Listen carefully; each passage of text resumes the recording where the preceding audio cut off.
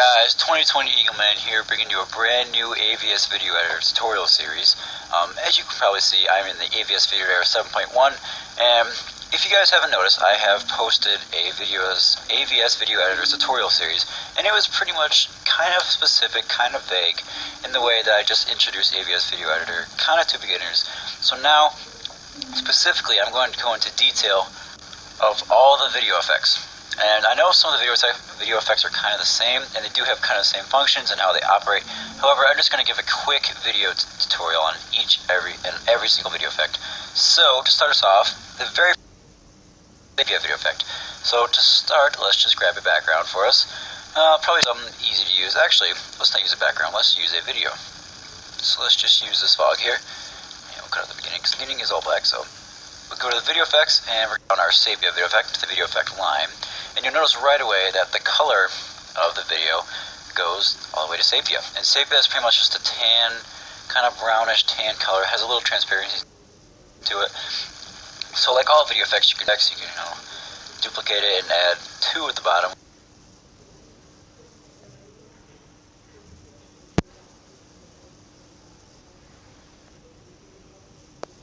If you overlap 2 sepias, what will happen? You know, you can edit the effect, and what will happen when you edit it.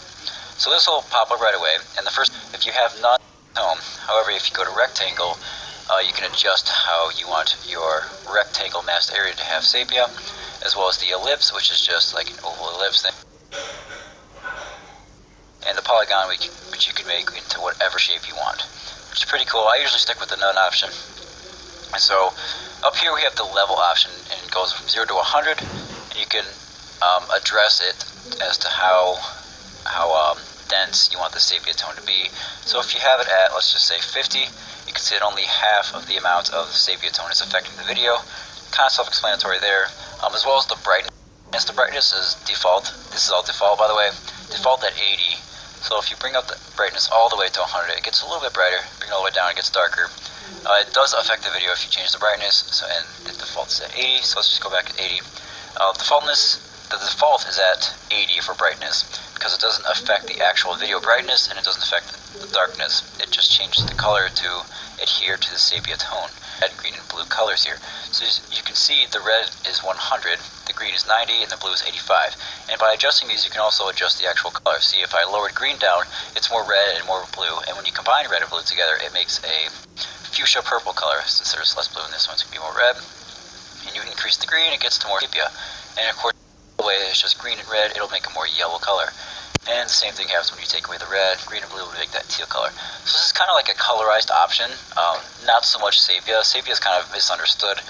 It's not actually sepia, if that understands. And so you can just adjust these 3 main colors to make pretty much whatever color you want. You have to be a little, it's a little tricky to kind of get what color you want. Of course, this isn't the best option to change colors. Of course, the default is just sepia, and there's a button down here that says reset to 0. It just resets everything so the entire screen is black, which I don't really understand that. I don't know why you would reset it to 0, but if you just increase the level to 100, increase the brightness to about, I believe it was 80, and of course, and if you notice, it resets everything to 0. The red, green, and blue are at 0, which means that the entire screen is going to be black. So that will be like that. You see red is now 100, so the entire screen goes red, changes to 80, it's like that, and I forget what blue's color was. It was like 4, it had a 5 at the end of it. Oh well, I don't remember, but something like that. So that is the sepia. Pretty much it. As you can also notice, you can put it into a fade in and fade out option using these buttons down here, which you can also view how to do all the video effects, the general idea of the video effects, in my other tutorial series that I produce. So as you notice in the video, it will slowly fade into the sepia tone, and it'll slowly fade out, which is pretty cool. And so that's pretty much it about sepia. Not much to talk about. It is just a color scheme that changes. It doesn't actually affect the video itself, except for the colors. So hope you guys enjoyed this. If you guys have any questions at all, please do feel free to ask. I will have plenty more video effect tutorials coming out, so see you guys later.